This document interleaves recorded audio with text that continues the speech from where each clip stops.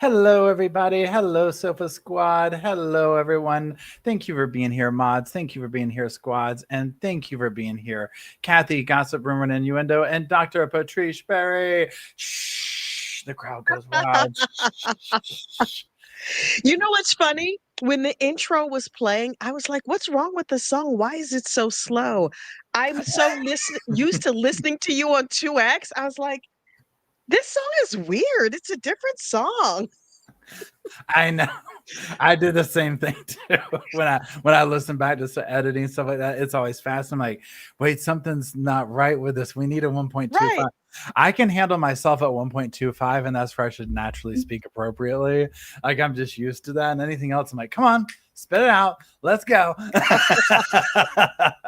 So y'all, Yeah. Sofa Squad, if you don't know, most of everybody laps over, but if you don't, Kathy from Gossip, Rumor, and Innuendo, she's wonderful. She's been on here before. Link is in the description. Dr. Patrice Berry, she's been on here before. She's wonderful. Link is in the description. We get together, we gossip, we ask credentialed questions, and then we ask. Kathy and I usually cover the non-credentialed, and then Dr. Patrice Berry's there to be like, look, y'all, this is a credentialing that needs to happen here. This is what's going on. So, for those who aren't familiar, from Dr. Berry that I learned that faces cannot be murdery, that's not a thing. Now, please know, according to me and my gossip credentials, you can absolutely have a murdery face and be convicted for having one. But the official word is that's not in the DSM or something, so maybe not. Murdery face, page 30. Exactly.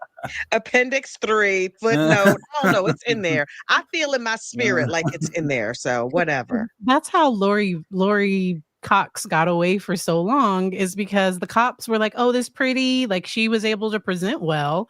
When people think of a tradition, now we think of her, but before that, like people didn't really think that she could do, but she was doing all the things and it was bad. So. Oh yeah. And speaking Honestly, of go ahead. I was gonna say because I have been on a cruise. I was on a cruise for the previous 5 days, and so I'm deeply, deeply out of the loop. Prior to knowing that we were going to come on here and do this tonight, I was like, I need to know all the things. I need to get caught up. So from 4 o'clock until literally right before we logged on, I was binging all 6 days of your coverage of this case. And the one thing that kept coming to my mind is that this lady, I mean, I see her face now and she just looks like some average, jailbird. You will never convince me that she wasn't cute at one time. She absolutely was riding off of pretty privilege in my gossip opinion. But I was like, she had to be, otherwise they would have been like, you look extra strength murdery. Come on, get these bracelets and let's take you on down to the jail. But she was like, what? I get to ride in the front seat of the police car, blink, blink, blink. And that was that. Mm-hmm. Dr. Berry.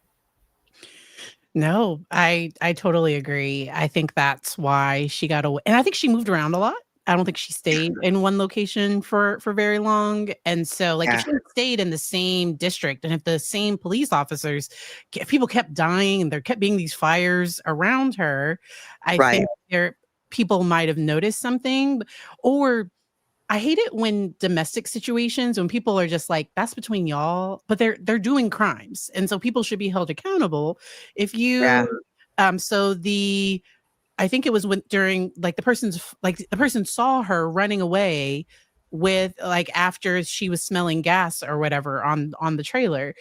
How does she get away with all of that? And it's just, it's really sad. Such a sad thing. And if I was the husband number 5's family, first of all, be very careful if you you really want to ask some questions about what happened to husbands 1 through 4 if you're going to consider somebody and be their 5th husband. The odds aren't good for husband number 5, but I think she might do a good job portraying herself as a victim. Poor me. Oh my gosh. And she did have that one long-term relationship that was 17 years, but it's shocking. I would be nervous to be spouse number 5 for anybody. I mean, it also depends on your age, right? Because if you're 80 and it's spouse number 5, okay, you've lived some life. true crime? Because like if there have been a lot of deaths, like are you like I would do the is it Black Widow or like where I don't like are you marrying somebody Yes, and your husband's dying yes, and you're yes. collecting insurance and I marrying know a lady who has married, 2 billionaires, oh, both of whom have passed, and I was like, under what circumstances?" But one of them was very, very old, and yeah. the other one passed away after she had divorced him, but I was like, "Okay." But when I was being introduced to her, I was like, "Wait, wait, wait. I need to go to the bathroom." Child, the Googling I was doing in the ladies' room. I was like, Also, teach me a class. 2 billionaires? And they're both dead? Girl, I know, right? That's just saying. crazy. Um, Yeah. so y'all, before we got started, Kathy was asking some questions, like in general, like just being like, okay, wait, we're connecting the dots because she's been on vacation, she was listening to things, so she's like, okay, wait. Now you already know if we've been following this. This is one of those cases where if you blink and then you get like day 3, you're like, wait, how many chapters did I miss? Like 1,000, right? So one of the questions Right. she was asking, and Kathy, after that, I'm gonna go into it, but after that, feel free to ask anything else if you want. So she was like, Okay. "What's up with the whole brother situation and her killing him? Whatever." I keep talking about it. So for those that are new here or new to this particular case, whatever. So Sarah Hartsfield has all of these alleged murders and then obviously murders kind of behind under her belt. She's only on trial for one of them. Well, when she was young, and Dr. Berry, if you remember the exact details of this, you can help me out. She had a little brother in a living situation. That the brother died, same as other people, under mysterious, like something was weird with the death. I thought she was like around. I think she witnessed. I thought that was something weird. Like I think Sarah was there. There was something of that maybe in the Mm. beginning it was like, okay, odd, but whatever, because nobody's gonna think the kid's gonna kill another kid. But then hindsight type situation is like, wait a minute, you know what I mean? Like what? So a lot of these Oh my crimes that god. she did, they're going back and re-looking at them, and they're like, oh, wait a minute, this doesn't now this makes sense, or now this is like, wait, we have context, we have this, we have that. I think she was babysitting. Yeah, you know what? Let me hold on. It's giving Damon from The Omen. You remember Yes, Damien, that little boy who, like, was yes, on the tricycle and he ran the tricycle into the nanny and she fell over the stairs or whatever? yes. Mm-mm. Mm-mm. So yeah, go ahead. Do you have any? Were there any other like glaring things that you're like, wait, what happened with this, or whatever? That was the one thing that kept like, as I was listening to your coverage, you kept saying, well, they kept saying the brother. And I was like, what about the brother? What happened to the brother? Because I had never heard anybody mention him until you brought him up. And I was like, okay, number one, she couldn't watch my kids. She couldn't watch my kids on TV, much less watch them in real life. But she did lose custody of her own children, which was probably a good thing. But good grief. Yikes. Talk about a chaos muppet. Good Lord. Now, Dr. Barry, I have a question for you, real quick. Yeah. What do you think, and is triangulation the correct word, when you're dealing with someone like Sarah, who has to have multiple narratives going with different people at one time in order to kind of pull off the Mm. story? Like, what would you call this? Like, what are we looking at here? Is she bad mouthing the same person to multiple people or Say that's a part. And also, too, and let me add a caveat. yeah. Um, almost like a pathological liar, because it's Okay. almost like if you look at this current husband right here of, okay, well, everyone has multiple stories. What really happened with the insulin? The family can't come in and do this. Oh, this person's going to say that. You know what I'm saying? Now maybe triangulation is maybe the wrong word I'm thinking of, and more like pathological liar.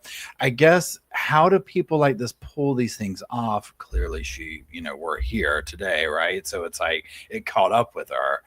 But I mean, what do you call these type? And I know you can't diagnose her, but No. with general, like, And we love a bad criminal. So I think because if this had been number one, she might have been more careful.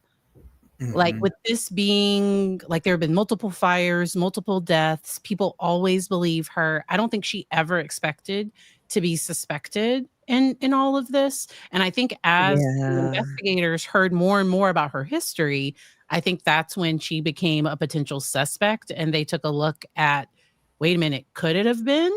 And they interviewed more people, and, the thing with pathological liars is that they some individuals like this, they will lie so much that they can't even keep it straight. Like, there's just so because when you lie, Wow. you have to have a really good memory, because you have to Yeah. remember, "I told this person this, I told this person that." I don't I don't think I don't think she's, like, a genius. I'm not in a bad I just mean, like, I don't think she was sloppy with this because she didn't even attempt to clean up. There were 10 insulin things right around his bed, but I don't know if she thought they would think he did that to himself, and we don't know what happened with those insulin vials, but I personally think Sarah Boone tried to clean up some before before everybody got there. Yeah. I don't think she tried to clean up anything, and it was just very problematic, and after the fact, she's running around thinking people will be on her side, so it makes me mad when people use their children Mhm. in their crime, because she reached out to one of her daughters to get one of her daughters to lie for her, like, that's the allegation, like, that's what her daughter testified to, and that she wanted her daughter to set up a GoFundMe, and there are daughters that buy into the narrative that the person is sending. I think about Chad Daybell's daughter, Emma, Mhm. but and then there are Yeah. some that are like, "No, like, you are," that see them for who they are and will later talk about, "I was scared of her." But I don't know that they thought she would ever really get caught. And I can't imagine having her as my mother. Like, that would be really scary. So sometimes people with a person like this, you walk on eggshells. You try to not upset them, because if she thinks you're not on her side, like, you might die. Like, you might get your house burned down, like, you ugh. And she's gotten away with so much stuff for so long. And I think it was the best friend. She had this best friend for 20 years, and she had bragged to the best friend, like, oh, yeah, they barely even questioned me, and the cops let me ride in the front seat. Like, it was almost like a source of pride for her. It almost seemed like a game. Like, oh, what wild and crazy thing can I do? And nobody confronts me, and nobody says, hey, what's going on here. I wonder how many of her other crimes were committed in Texas, because the sheriff was saying, like, we are law and order, we are very conservative. This is a community that's very pro law enforcement. So you can't be coming over here doing all these crimes and think we're just gonna be like, oh, little lady, it's okay, go on about your way. I know some of the crime, at least one crime was in Minnesota. I don't know where the others were, but this small town Texas sheriff, what they were saying, that like the nurse had called the police, and like the hospital people were like, mm-mm, no, girl, this sounds crazy. Mhm. Let's get somebody over here. That may be her undoing part of it. Oh yeah, I think so too. And Northwest brought this up real quick. I just want to address it before I forget.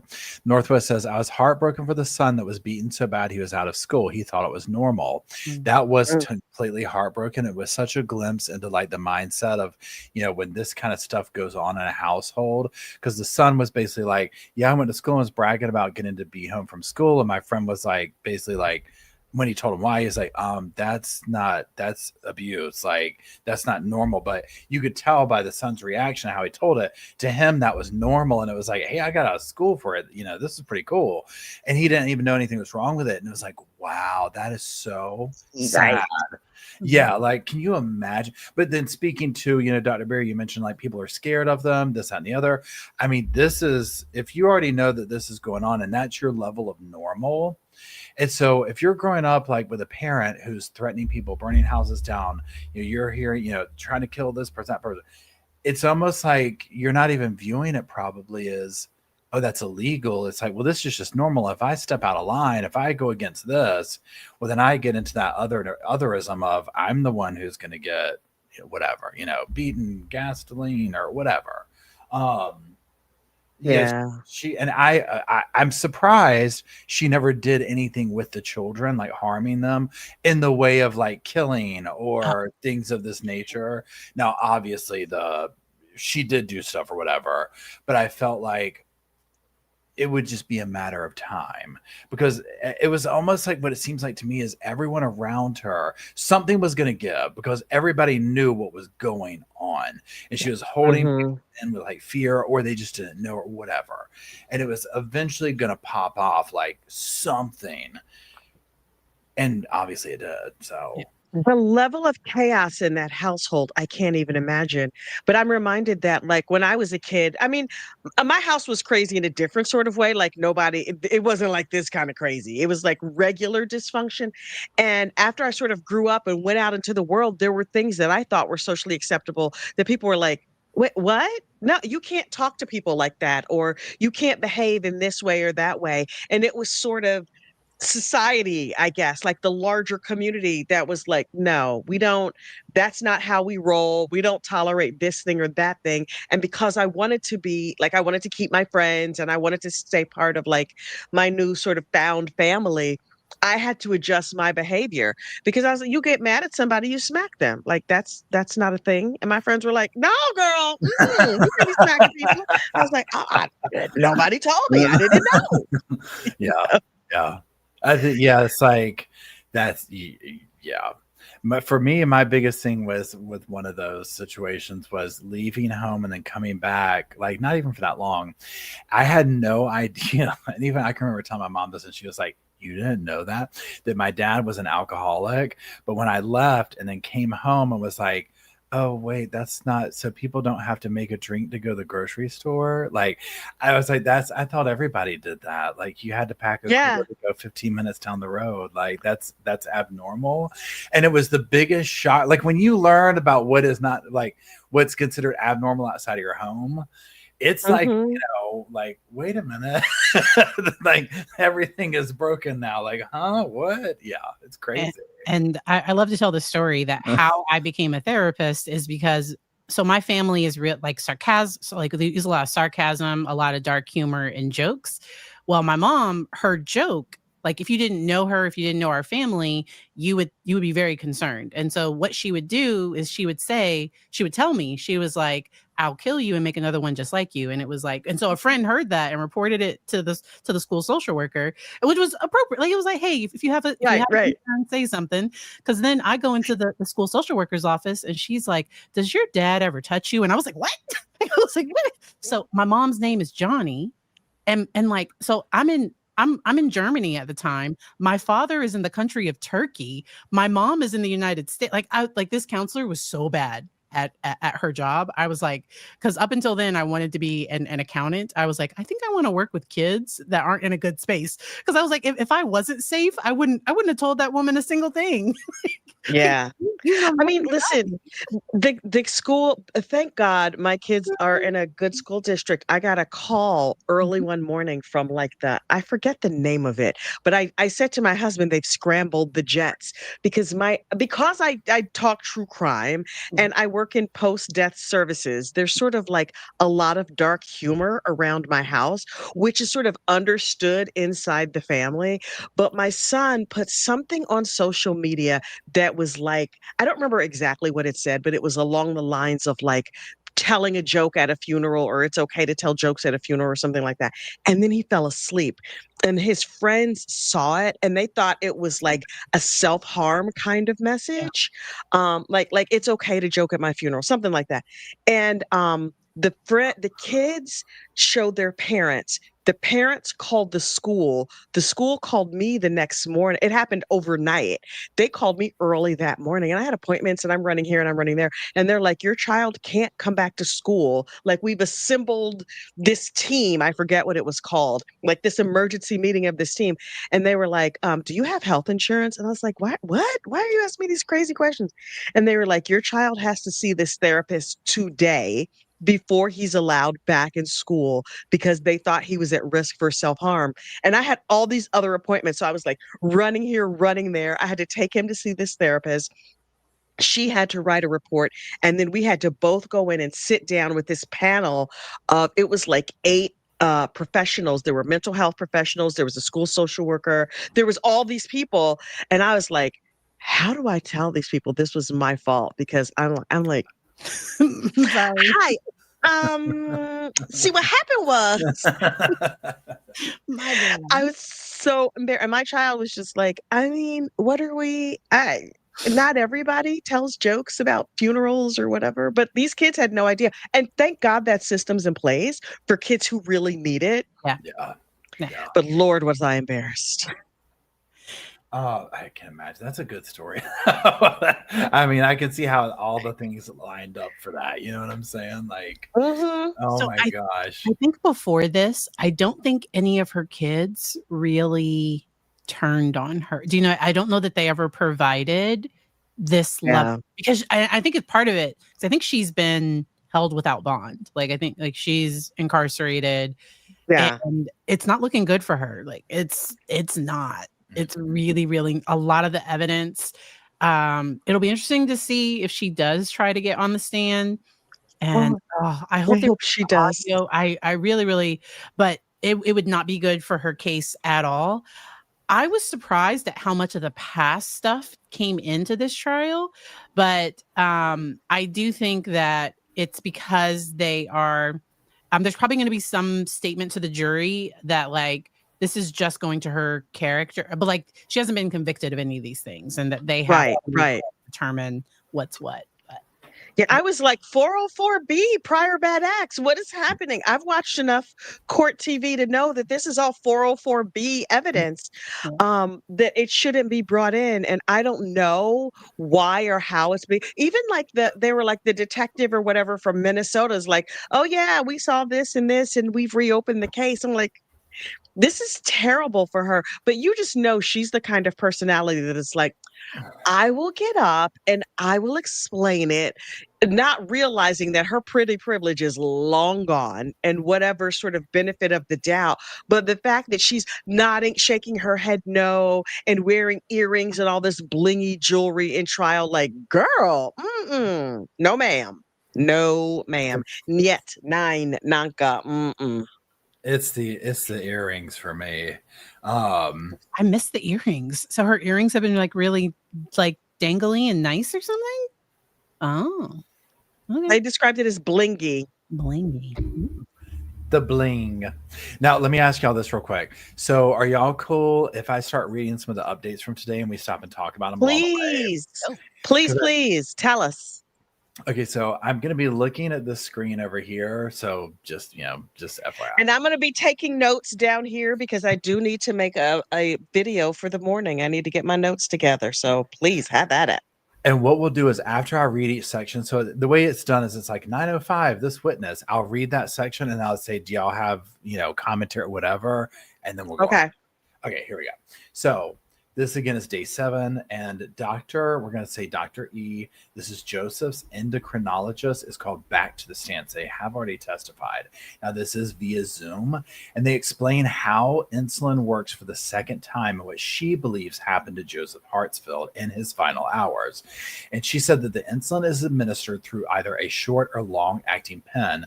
Both hold a maximum of 300 units. Quote, you can administer as much insulin as you want by continuing to twist the dial, she said, end quote. Now, according to Dr. E, data from Hartsfield Dexcom glucose monitor showed he was in a, quote, critical hypoglycemic state with a glucose level around 55 from 4:30 p.m. on January 6 and remained that way for more than 4 hours. Quote, patients who are that low usually need help increasing glucose. Below 54 patients cannot help. Below 54, it's a typo. Below 54, patients cannot help themselves. So we'll get to that. Okay, so the Dexcom data, she testified, stayed flat below 55 the whole time with over 100 alerts. Okay.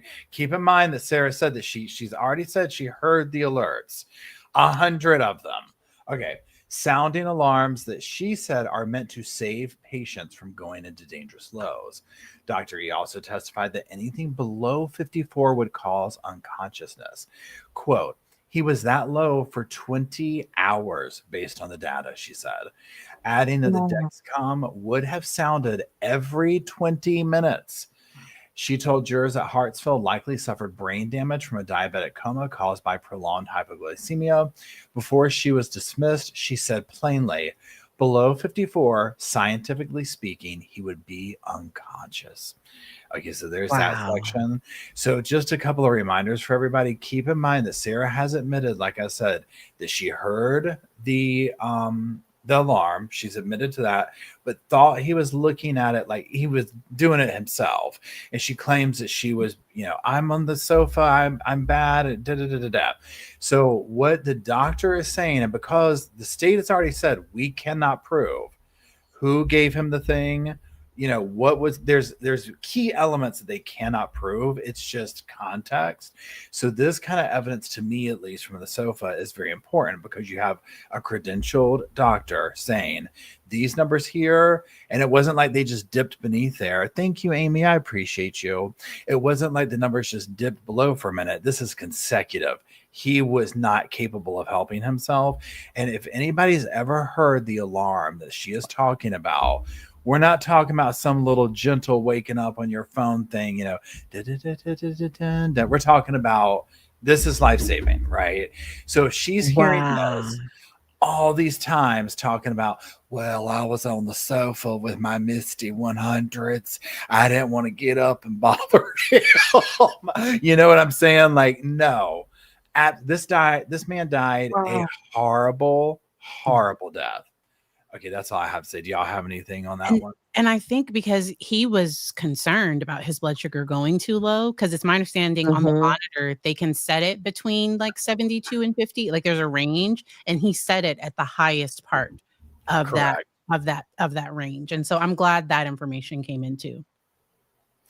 I'm 100% honestly correct. surprised that more people don't use insulin as a weapon because we had this same thing in the Natalie Cochran case. Although her husband was not a diabetic, but she was a diabetes educator. So she knew that if she gave him a certain amount, that because he was not wearing a monitor, there was no alarm or whatever. But honestly, if some alarm was going off over 100 times, even if I felt like my partner was taking care of it, I would be like, "You're doing it wrong. I don't You doing it wrong." I don't do beeping. Like, so I don't I don't do beeping. I can't. One time in the middle of a session, because I had been dealing with a ticking clock. So somebody else put a ticking clock in my office. In the middle of the session, I was like, excuse me, this is bothering me. And I went and put it in the hallway. I was like, all right, we can continue. Like, I just, and so I can't wait for you to get to the phone evidence part, because Well, I think this might be, well, yeah. So let's go on to the next thing real quick. So at 9:20, Dr. E leaves. Detective Rocks comes on the stand. Okay, so he was formerly with the sheriff's office there and the lead detective on this investigation, and testified that it's a female, testified that she was called to Houston Methodist Baytown Hospital by investigator Yeatman after staff suspected foul play in Joseph's condition. Quote, Joseph was unresponsive when I arrived. He had brain damage. So already at the hospital, right, the staff is like, this ain't right, okay? So Detective Rocks told jurors that she spoke to between 30 and 50 people, reviewed hundreds of thousands of pages of records, and spent months investigating the case. She also noted that this was her first major case, and she was only 6 months into being a detective when she landed the case.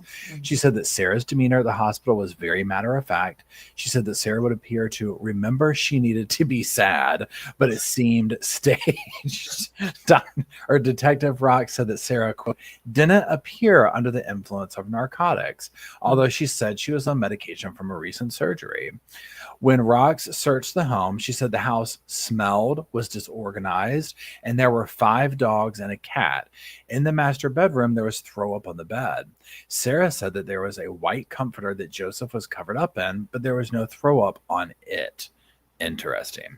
Detective Rock said she found, quote, 8 to 10 insulin pens in the bedside table and a glass in the counter that Sarah said was for orange juice. At the bottom of the cup, it was completely dry, Detective Rock said. There were black specks in it that appeared to be mildew, as if the glass had been sitting there for numerous days. She added that the bathroom, quote, had a cat housed in it with a large number of prescription bottles all over the counter, and that the cat was using the bathroom on the ground because the litter box wasn't cleaned. Detective Rock said that Sarah gave consent to search the home and encouraged me to take evidence, including the insulin pads. She was cocky, saying that it made me feel like she knew there would be no evidence to get off of it. She testified that Sarah joked and called Joseph a pig, showing no crying, no anything that would indicate she was having a hard time. Detective Rocks also read from Sarah's voluntary written statement in which she said, quote, Joe worked all night, then went to a job interview. I made broccoli and rice. He had a small bowl, took insulin, and went to sleep. I heard the Dexcom alerts going off, went to check on him around 1300 hours. He was mumbling, but not coherent. I opened his eyes, and it was as if he was looking through me. Around 1400 hours, I called 911. Detective Rock said that Sarah told her she drove herself to the hospital because she wanted to have a car there, even though she said she was on narcotic pain medication due to the recent surgery she had. Y'all. But that's where her admitting that she cooked his last meal for him makes me wonder, did you put a little something in it that made him He sleep? had benzos in his system, remember? And I think There's no everybody reason for it. said that he wasn't prescribed any, and he didn't really like that. Wasn't some everybody that knew him that wasn't something that he really took. And benzos would make you out of it, so it would make a person checked out. Where if that monitor, Oh. yeah, it would make some people tired, and kind of disconnected, checked out, probably sleepy too. And so that's where for her to admit that she cooked the last meat, like I just made him blah blah blah. And but yeah, that's where I would wonder how did things how did we get here? She Also, needs to be convicted on the strength of that litter box not being clean. Sorry. Like, a dog will, like, just go anywhere and be like, "Okay, I'm done." But cats Right. actively want to be clean.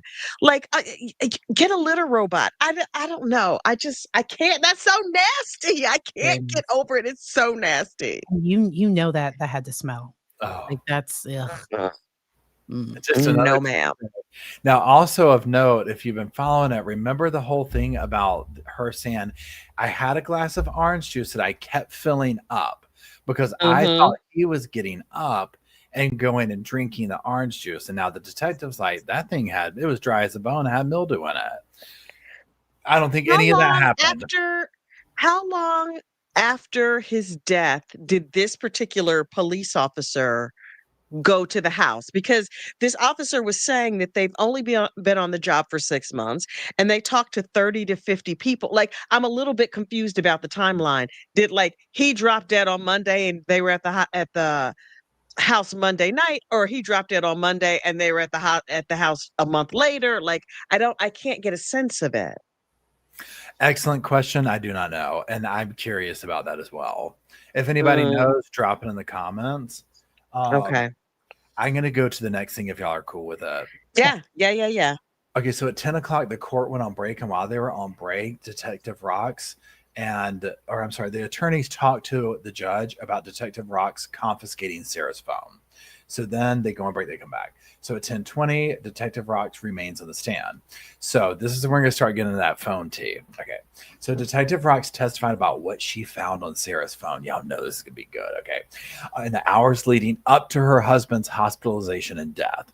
Okay. So Detective Rocks asked for the phone. Sarah said, oh, crap.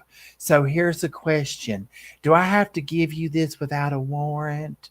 And Detective Rock said she then provided a copy of the warrant. She was like, yeah, sure. Bam. There you go.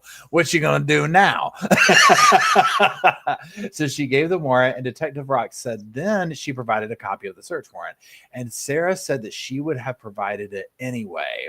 Then why'd you ask? You know what I'm saying? Okay. She was in the middle of typing a Facebook post, so Rock said she watched over her shoulder while she finished that, then took the phone.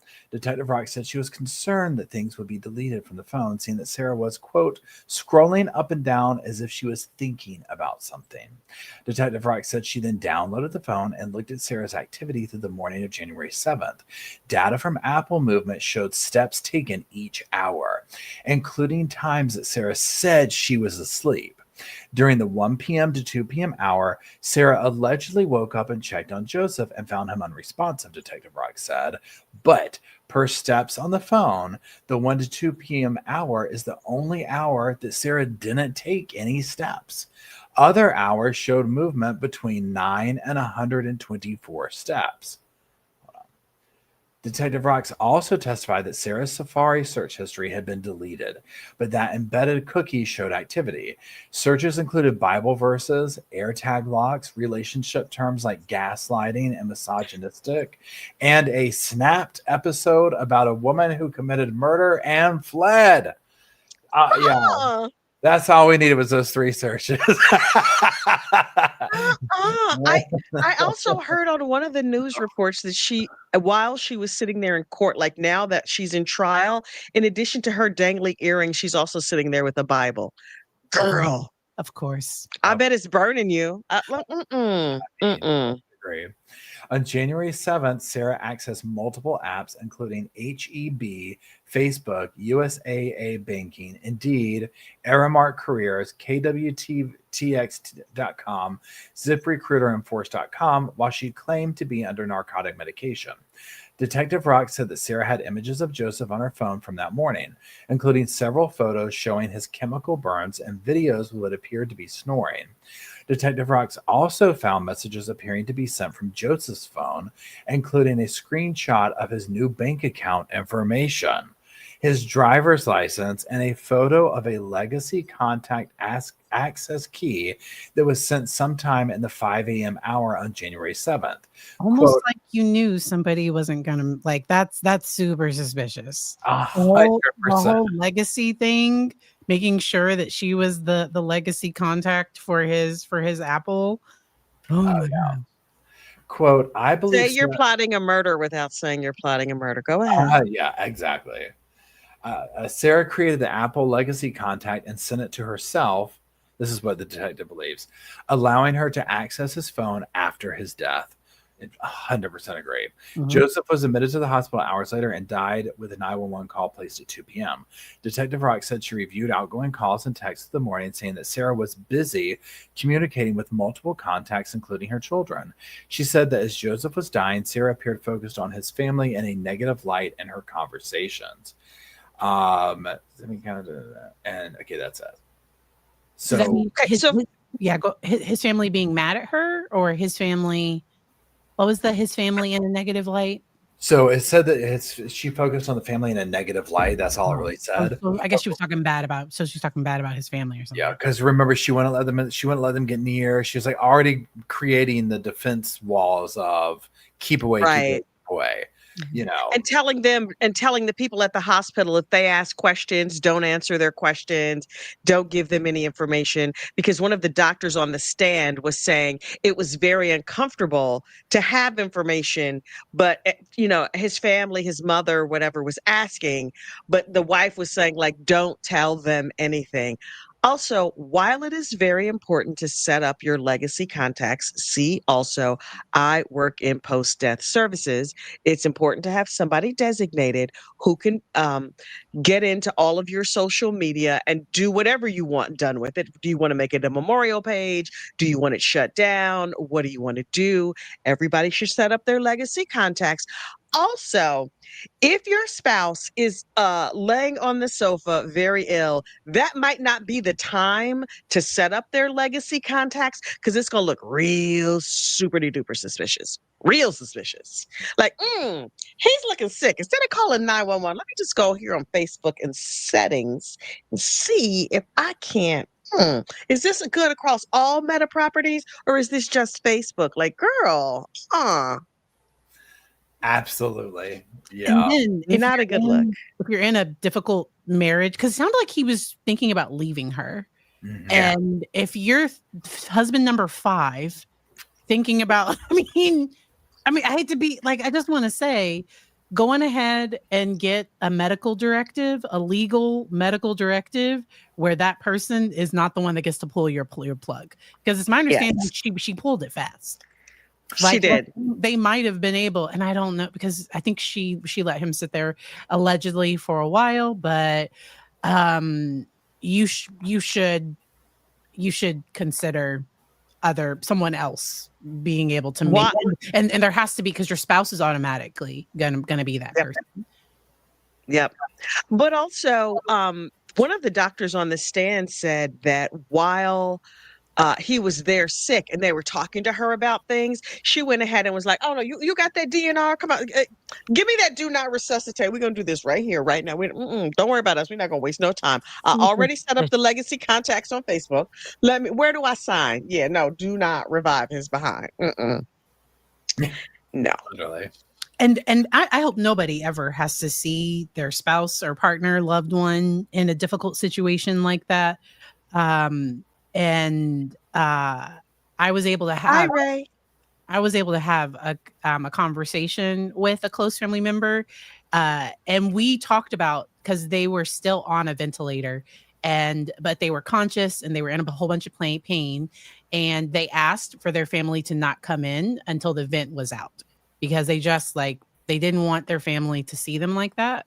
And so we respected that. And then once they were, once they were off the respirator and everything, and it was a few hours, but still, the family wasn't able to come in during that time, but that person was able to communicate. It would be super suspicious if somebody's in there just like, nope, don't even try. And like, Taking the plug out.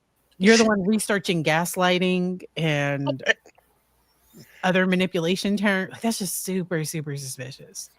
I think it's important that we pause and say hello to Zaddy Ray Hermosillo, who was in the chat. Okay, carry on. Talking about other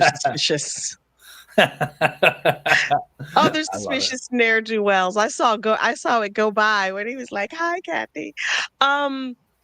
Yeah, this lady is so sus. But Dr. Berry, I have a question. The person who didn't want anybody to see them on the vent, they were conscious. Like, once they took the vent out, then the person was no longer alive. No, Like, they I'm were trying to alive. They were alive. understand. No. So they were Okay. yeah, Okay. yeah. So they were alive. Yes. So the vent came out and they were good. Yes. Because really the ventilator was in, but they didn't. So they had a surgery and there was too much bleeding, and so the vent was just in to make sure blood didn't go into the lungs, and so the vent didn't need. And so that's where I share the story. Me and a nurse almost had to fight, and I saw the nurse lie. So the nurse, Really? because the person couldn't, because before they come off the ventilator, they have to breathe on their own for 30 seconds. But they were in so much pain, they kept passing out because they weren't on. I would not wish nobody to ever see. Like, it was a very, very difficult thing to see. And so, yeah. So, but the nurse, because the doctor asked, did they pass the test? And the nurse looked at me and she said yes. Because they didn't, because I was just like, I was begging her, completely, just, I'll take her, like, I promise I won't sue you. Please just take this out. Like I'm telling you, they're passing out because they're in too much pain. Like, they're like that. And every time they would lose consciousness, the machine would start breathing for them. And so they kept failing the test. Right. And Share Bear has a question too. Why do you think so many spouses stay with their spouse and just tell their families, wait a minute, and just tell their families if something happens, it's their spouse that did it? Why won't they leave? And leaving is hard. So I never want to. Yeah. And that's why I like talking about coercive control, unsafe relationships, emotionally. Because sometimes I don't think Sarah ever hit him, but I don't think their relationship, I don't know that it was emotionally safe for anyone. I don't know. And because I'm not sure she's a safe person, obviously. Like, there's not a good track record here. And And so a lot of people, there can be shame. So there can be a lot of reasons why people don't leave. But I'm also reminded like the Corey Richins, because I think her husband also said like, hey, if something happens, it was her. And multiple other cases where people have changed the beneficiary right of their policy, and they've done different things like that. But it can be hard to leave, especially if the person has some narcissistic vibes, because the initial love bombing, I think the person is always hopeful. The victim in the case is always hopeful. Like, can we ever get back to those good times? Like they're holding on Right. to like, "Ah, like if she would just stop, if she would just like it would be okay." And the If person, they would just be this entirely different person than I know them to be now. If I mean, honest to God, like I look at these stories and it makes me want to scream. I'm like, why don't you just? But then also I'm reminded that I spent 9 years in a relationship that I should not have spent 9 minutes in. And because the beginning was so amazing, I can recognize that now as love bombing. And then I spent the next 9 years trying to get back. We would have like amazing days, never two in a row. But just like these little glimpses of like, oh my God, okay, we're just about, if we could just, if he would just, if his wife would quit calling me, I did not have good judgment all the time. And then ultimately I was like, instead of, I was so caught up emotionally, even though there was no physical abuse, there was definitely emotional abuse on both sides. I was not willing to let go because I just kept thinking. I remember saying to a friend of mine, no one has ever loved me like this before. And she said, someday you'll say that and you'll end that sentence with, thank God. And I was like, but I mean, and then I was just like, I just wanted something better for myself. Kathy, He didn't change at all. I just wanted something better for myself. I'm gonna steal that someday you're gonna add thank God. Like I am gonna add that, That's because good. there is somebody that like that I need to say that to. um Yeah, a girlfriend of mine was just like, "Girl." And now I have a very dear cousin who I love with all my heart, who was in this relationship for a very long time, and they're divorced now, and she's probably still in love with him. Oh, Jesus, I hope she's not watching this. Um, she's probably still in love with her ex-husband, and I'm like, on her wedding day, I was like, "Are you sure?" Mm-mm. But they were together a long time and they had children and there were good times and there were bad times. In my opinion, there were more bad times than good times. But she just like she could not, would not, is not able, whatever, for whatever reason. She finally got enough gumption to say, like, and now I'm done. yeah. And he did come, knocking on her door the other day. And I was like, and what'd you do? Child, my butthole got tight. I was like, She's like, I told him, no, thank you. Like, no fighting, no screaming, no drama, no like, he's like, I love you so much, girl. And she was just like, you're going to need to get off my front porch. I'm Good like, for good her. for you. Yeah. Good for you. He was a bum. Lord Jesus. Ooh, the way I want to say his government name right now, ladies, don't date him. He's single right now. He's a hobosexual. He don't have no kind of house, no place to live. He's trying to find a woman so he can have a place to live. But listen, we're not talking about my family. I just got back from a vacation with a whole bunch of my family members. So, I'm like, that bum, she married. Anyway. Okay, I'm gonna go back to the next thing real quick. Okay, so Yes. they go to lunch and then okay, wait, hold on. Let me catch up right. Okay, here we go. So they go back to lunch and they come back. Detective Rock is still on the stand. So when they get back on the stand, the prosecutors start to introduce text messages and Facebook messages that are outlining and showing Sarah's relationship with her husband's family days leading up to the death. The messages between Sarah and several family members, friends, and even her husband Joseph.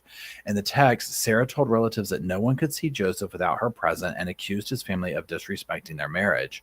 Prosecutors showed messages where Sarah discussed Joseph's life insurance, asking who his beneficiary was, and telling him to amend paperwork at work. In one message, she confirmed that she was listed as his beneficiary. And where did it go? Rox also read Facebook messages between Sarah and a friend where Sarah described Joseph's blood sugar levels as dangerously high, accused him of ignoring medical advice, and complained that he was slowly killing himself. Those messages were sent the morning of January 7th when Joseph's blood sugar was monitor was sounding for his low sugar alerts. Meanwhile, messages showed Sarah was actively texting and sharing videos while claiming she had been asleep on medication. Investigators also recovered dozens of deleted text messages between Sarah and Joseph in the week before his death, some showing arguments and threats to kick him out of their bed. Detective Rox testified that despite Sarah's claim she was asleep and on narcotics, her phone data and messages showed that she was awake, active online, and communicating with multiple people during her husband's medical crisis. Bam. Done. She knew exactly what was going on. Now, they take a break after that. They come back, and Detective Rox is still on the stand. Okay. Detective Rox continued to walk jurors through phone downloads, texts, and a timeline prosecutors say undercut Sarah's account of what she was doing hours before Joseph was hospitalized. Rox showed Joseph's obituary in court and said it listed Joseph's cause of death as an ischemic stroke, which she thought was weird. Rox laid out the prosecution's timeline for jurors. So did she fill out the stroke, or is that, or so? Because normally, I think the funeral, or I wonder if she gave some bad. I don't know, because it listed, and that's fine. Cause of death in an obit. I read obits all True, the an time. obituary. My bad. I'm thinking like a death. My bad. In the obituary, Which is weird. Listen, I have a personal policy. If you say somebody died, that's an incomplete sentence unless you tell me how. Don't you? Oh, cousin Bobo passed. How? How? I want to know. Mostly because I'm nosy. But that's like a face-to-face conversation or a text message. But on the obit, here lies, Joe Schmo. He lived from this day to that date. He grew up in this town. He died of a XYZ. That is weird. Unless it's like give money to the Cancer Society, give money to whatever. But like he liked fishing. He died of a stroke. And it's a lie. It's also a lie. Yeah. It's also a lie. But she was trying to put the narrative out there. She's like, let me just float this little lie. Yeah, she told multiple people multiple different ways, and a stroke was one of them, which why she would pick that. Again, that's I'm comfortable. I've gotten away with this. I'm lazy. He died of a stroke. That sounds good at this time. Not thinking your gig is up. You know what I'm saying? She's gotten away with this for so long. To some degree, this had to be like a game to her, right? It's like, oh, I'll just put this out and put that out. How far can I push this? How much can I get away with before, Texas fires up old Sparky from my behind? I'm dead serious. Texas is not playing. I mean, listen, I grew up in the heartland, and I remember my math teacher talking about like the unalive penalty. I'm like, can we just learn algebra? And he was like, they have all of these people on unalive row. I think they should just get bleachers and put everybody on the bleachers and plug those bleachers in, and then we could just be done with everybody. And I'm like, okay, so what does it mean when there's an X in the sentence, in the math sentence? Can we please? My math teacher in high school. Wow. So that was Indiana. So Texas is like, you speeding. I'm gonna need you to go right on down here to the jail, and we're gonna get that firing squad ready. I wouldn't jaywalk in Texas. I mean, for real. Okay. They are not playing. Okay, so here's the timeline. So they started dating November of 2021. They got married February 2022, so months later. They moved to Beach City in April of 2022. The relationship between Joseph and Sarah got worse from November to December of 2022. December 29th, 2022, Joseph opened a new bank account and discussed divorcing Sarah. So like a year basically into the marriage, he's already like planning his way out. January 6th, 2023, Joseph had a job interview and returned home from work. Sarah fed him a meal and Joseph went to bed. Joseph's Dexcom reports show his alarms were going off for several hours before she called 911. January 7th, Sarah called 911 for Joseph. Rock also walked jurors through the iPhone Apple movement data and other phone activity recovered in the download. Rock said the movement data shows steps recorded each hour that Sarah claimed she was asleep, and that during the 1 to 2 p.m. hour, Sarah allegedly woke up and checked on Joseph and found him unresponsive, but the steps on the phone between those hours is the only hour that she didn't take any steps. Rocks also played messages from the morning of January 7th showing Facebook, grocery, and banking app activity, deleted Safari searches, and a screenshot from Joseph's phone, a legacy contact access key, and saved to Sarah's phone around 5 a.m. I believe she already said that, where she believes that she created it and sent it to herself. Prosecutors say those records and texts, including a message from Sarah that read, OMG, I'm about to call 911. He's breathing but won't wake up. He's going to be so mad at me, but now I'm really scared, are all key to their timeline. I mean, why, like, Mm. okay, I This have lady could not be more sus. Go ahead. I've got one more to read, and then we'll be done. And that will kind of line up with your time thing there, Dr. Barry, if that's okay. Perfect. Okay, so 4 o'clock, court resumes. Case Darwin begins cross-examination on Detective Rocks. So they're just doing the cross-exam. So when Sarah's attorney, Case Darwin, began questioning Rocks and asked her if she did a majority of the work on the case and had already reached a conclusion by the time the case was presented to the grand jury, although the investigation was still ongoing.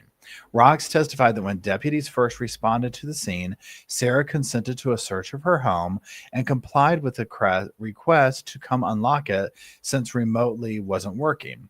Rocks said nothing initially stood out to be collected as evidence, but then stated we failed to collect insulin pens that day, but then added that it didn't change the course of the investigation.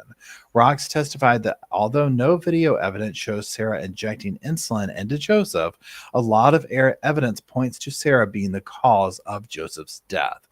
Rocks said a second search warrant was later executed after Sarah's February 3rd arrest, and Sarah's security cameras and computer were taken as evidence. Rock said that Sarah's phone showed internet searches like, can too much insulin cause a stroke, which was made while Joseph was in the hospital, and that her search history before January 7th had been deleted. Joseph's phone, seized on January 8th, showed his movement data had been turned off since November of 2022. Rocks told jurors that she found inconsistencies in Sarah's statements throughout the investigation, describing her as cooperative but inconsistent. And then court ended for the day. So, there you go. This lady is super duper murdery. I understand that that's probably not a technical term, and our law enforcement friends will be like, yeah, no, murdery is not a thing. But I'm telling you, she's super murdery. Yeah, 100%. 100%. I personally think that they've got enough to get the conviction.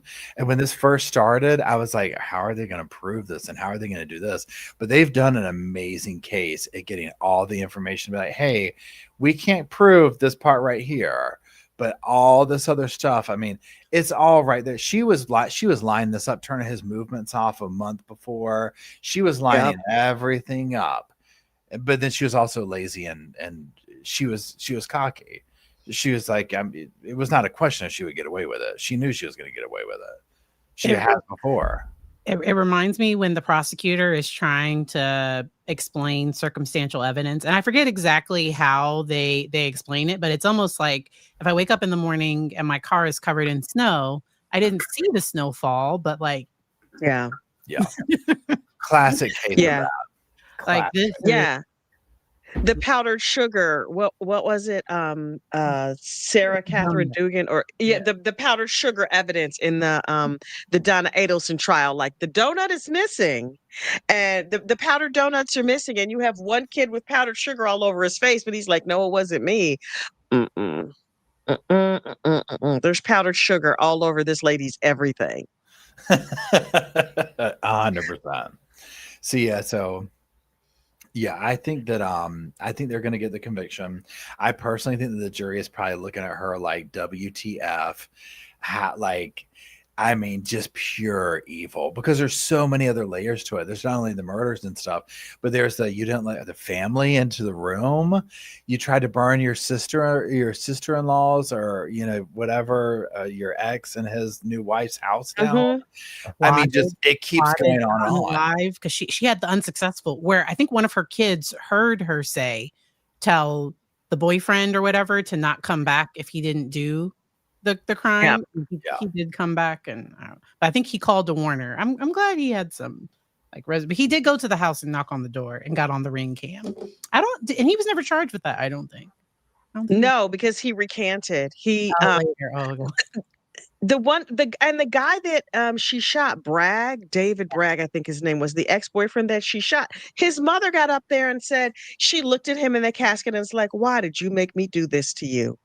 Where'd they do that at? Like, ma'am, you didn't call the police immediately? And why would you go if you claim it was deep? I don't know. Like, that's just she's weird. And that's where there's that sadistic thing to her, because like it sounds like she stayed awake all night. Like, it sounds like she was doing stuff all on her phone.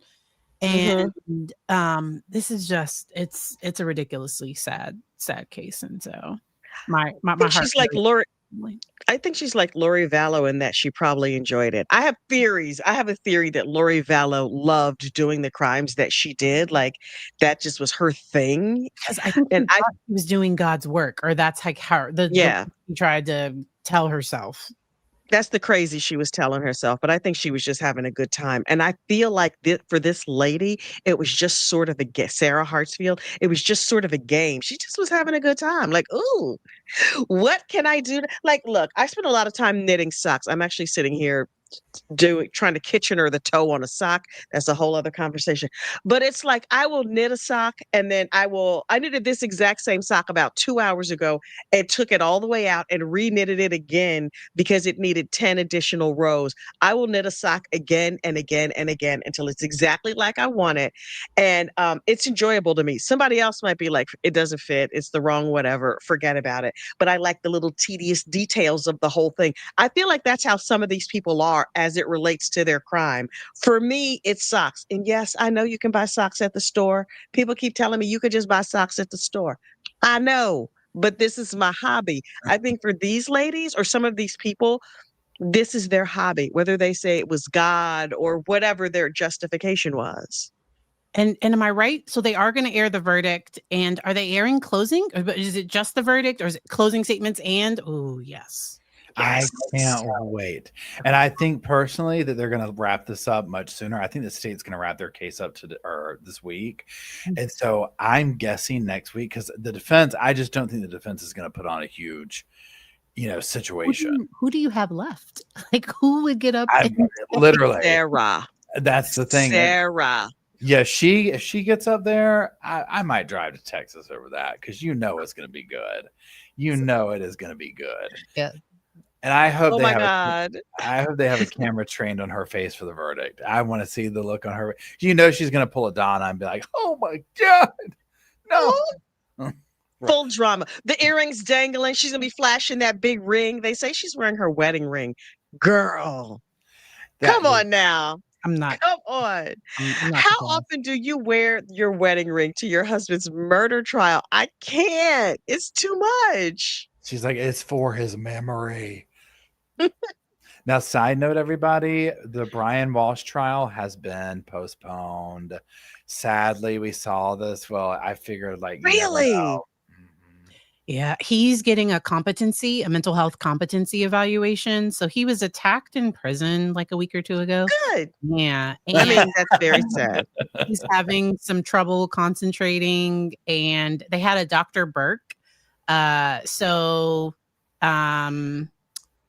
I saw it over. It's Cupcakes. Y'all know in the chat. Y'all know who I'm talking about. Melanie Little. Yes, Melanie Little. Melanie Little has the audio from it. You just got to skip ahead. She has the chapters. And so, and the doctor talked about, he has a prior diagnosis of narcissistic personality disorder. That came up during stand on your head if you didn't see that coming. Yeah. Shocker. But so one of his former treating, because I guess this this psychiatrist, because I think Dr. Burke is a psychiatrist, talked with his prior treating person who did a quick Zoom call with him and was just like, yeah, he's not really the same. Who knows what? So they're doing a competency to stand trial because he's having trouble paying attention and engaging and answering questions for long periods of time. They used to be able to meet for 2 to 3 hours, and now it's taking longer. Please know that competency evaluations include malingering. So malingering is when people are lying. So they and nobody knows, like nobody knows how to fake those kinds of tests. And so they will be seeing, is this authentic or is it not? And so he's in the state hospital. People were asking if he was in the same state hospital as, is it Clancy or one of the ones up north? I don't know. But, so this is Brian Walsh. He is on trial for unaliving his wife. His wife? Yeah. His Yes. wife. Yes. Anna But Walsh, so yeah. my understanding is that one of the detectives from that horrible Karen Reed trial is also associated with this trial. And so there's a lot of like back and forth about that as well. Mhm. I know a few lawyers covered that because they want to be able to bring up that history if they can. I didn't have the Yeah. attention span to listen to see if it was coming in or not. But yeah, so I forgot if it is, but yeah. Yeah, I forget what I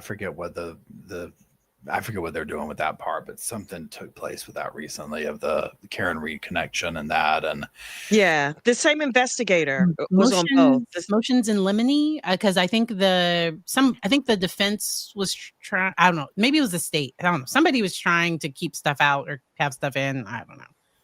Yeah, Trooper Proctor, who is why do I know this much about this case? Trooper Proctor, who was fired from the Karen Reed case for saying like all the terrible things about her, also was the lead investigator on the Brian Walsh case, and sort of the taint. My understanding of it is sort of like the tainted sort of history from his exposure in the Karen Reed case is carrying over because there was something about information in his phone. I don't know, like some sort of information. His phone has been embargoed, and so all his cases that he was working on, there's information in the phone that sort of only the FBI can see right now. And some of it is Karen Reed, some of it is Brian Walsh. How did this one guy get so many high profile cases? There are other cases as well, but those are the two that sort of everybody in the news is talking about. Yeah. So yeah, we'll have to find another. We'll see what's going on. There's several other things that are taking place. So, and obviously we'll keep following the Sarah thing while it's going on. But I think it'll probably be a couple more weeks and then wrap up. And we'll 100% be streaming the closing and the verdict and whatnot. Because I mean, hello, right? It's gonna be our chance to like actually finally put a movement and face and like vibe to all the stuff we've been covering here. So we shall see. We shall see. So y'all, we're gonna go ahead and wrap things up because we got different things to do. We got kids' bedtime, we got socks to knit, we got puppy walking. But thank y'all for joining in on this. This is so much fun to do this with the both of you. We absolutely have to do it again. Especially maybe like when this particular trial kind of wraps up or something, we can sit here and talk about it. And thank you, mods, and thank you, squads, and thank you everybody from everybody else's channels for joining in. And yeah, Dr. Barry's going to be on Courtroom Confidential tomorrow. I thought it was fake. So when I got the email, I was like, is this real? And so I went to their channel to confirm, because some people try to steal your and so I don't click on things, and so it really was Tiffany. And so I will be on with Josh tomorrow. Super excited. That's so cool. I researched because Tiffany asked, will you cover Brian Walsh? And I was like, I only do mental health cases. And she could have been like, it's a mental, he was just, but like she was real sweet about it. Because I was like, okay. He's like the poster boy for mental health. I didn't know. And so so that's why I've been researching some just in case it comes up, because we're definitely going to cover the Ruth Miller, the Mormon mother, And then Bianca Ellis. Oh, Kathy, did you see that body? It's bad. I don't. It's Ruth Miller, the we Amish have- lady. yeah, the Amish lady with the Oh, 40. you said Mormon. I was like, oh, a Sorry, Mormon case. I love a Mormon case. Me and names. It's past my bed. It's time for me to start getting ready for bed too. Yes, I've seen the Amish case. When she's like, I gave them to God. That lady was 100 kinds of crazy. And Yeah. so Bianca Ellis's case is currently happening now. She's the one that unfortunately she attacked a 3-year-old and his mother, and the 3-year-old did not live. And so that case is happening right now, but she's claimed not guilty by reason of insanity. And so we're going to talk about that case, and then also we might get to Brian Walsh too. So I'm excited, and it's going to be over on Courtroom. It's not on my channel. It's going to be on Courtroom Confidential. Cool. Well, I'm going to get caught up. I have to get my gossip legs back because I'm deeply, deeply out of the loop following my vacation. So I'm going to get my act right fully installed. I hope to cover Nicholas Rossi, but also whatever strikes me, because I'll be like, I'm absolutely covering XYZ case. And then I'm like, the squirrel, I get off on something else. And then there we go. I do the So same. we'll see. I get it. We all, until next time. Thank you again. We will tune in. Thank you. Everybody, thank you. We'll close out with Slow's Ode to the Sofa, and we will see y'all on the next go round. Everyone have a good one. I love y'all. Bye.